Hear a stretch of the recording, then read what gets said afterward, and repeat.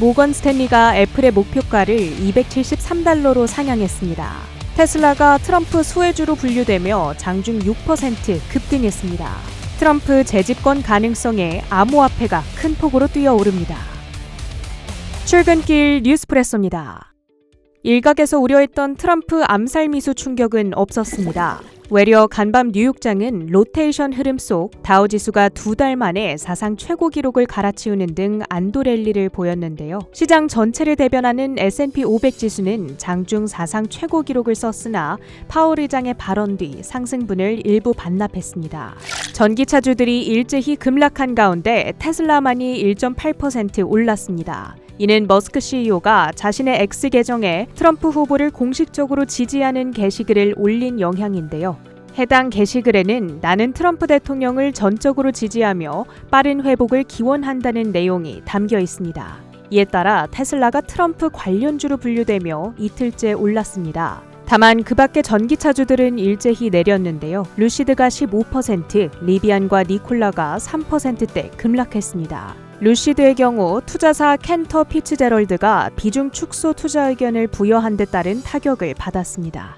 트럼프 전 대통령의 피격 사건 이후 각종 온라인 베팅 사이트에서는 트럼프의 당선에 대한 예측 베팅이 급증합니다. 이에 따라 그가 만든 소셜미디어 트루스 소셜의 모기업 트럼프 미디어의 주가가 급등했는데요. 간밤에도 30%대 급등하며 연초 대비 상승률을 132%까지 확대합니다.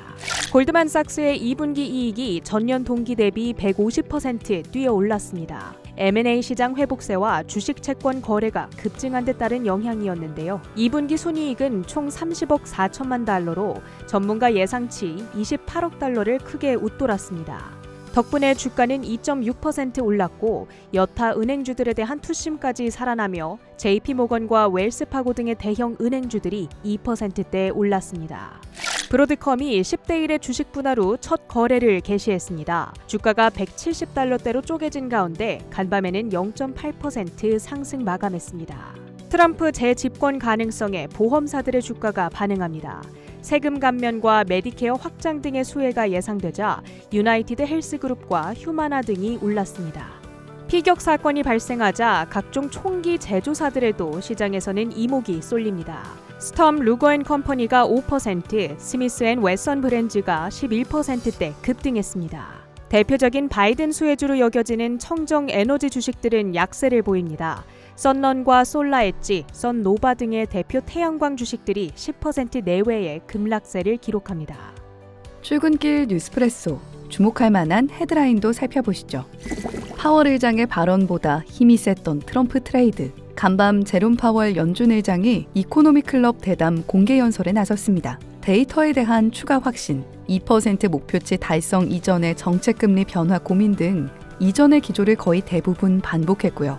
금리 인하 시점에 관한 힌트가 없었다는 것마저 비슷했습니다. 그렇다면 시선은 다시 미국의 정치판으로 갑니다. 간밤 미 법원은 트럼프 후보의 국가기밀 유출 혐의에 대한 소송을 기각했고요. 트럼프 전 대통령은 부통령 후보로 오하이오의 제이디 벤스 상원 의원을 선출했습니다. 올해 39세에 1952년 이래 최연소 부통령 후보로 넷플릭스 힐빌리의 노래 속 주인공으로 이름을 알렸죠. 벤스 의원은 25만 달러 규모의 가상자산을 보유하고 있다고 하는데요. 메러선 디지털 홀딩스가 18%, 마이크로 스트래티지 15%, 코인베이스 11% 등 가상자산 관련주들, 거기에 트럼프 후보를 공개 지지한 머스크 CEO의 테슬라도 상승이 나왔습니다. 반면 태양광, 전기차, 풍력, 중국 소비주는 피해주로 분류되며 일제 하락, 반도체 종목들도 트럼프 시나리오하의 무역 분쟁 이슈를 반영하면서 엔비디아 0.6%, 마이크론 2% 등 하락이 나왔습니다. 트럼프 2기를 대비하며 힘을 받는 쪽은 또 있습니다. 바로 탈중국. 애플이 인도 시장에서 올 3월까지 연간 80억 달러, 우리 돈 11조 원의 매출을 기록했습니다. 지난해엔 연 60억 달러 수준이었는데 33% 껑충 뛴 겁니다. 애플은 미중 무역 갈등으로 중국 의존도를 낮추고 생산과 판매를 다각화하기 위해 인도 시장에 공을 들이고 있었는데요.